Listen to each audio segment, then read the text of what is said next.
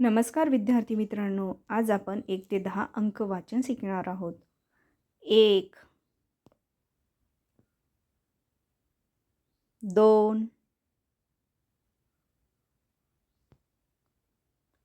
3, 4,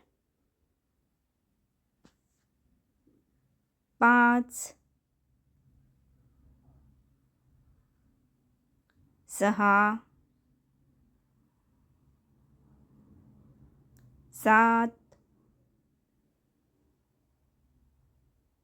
8, 9, 1 दशक 10.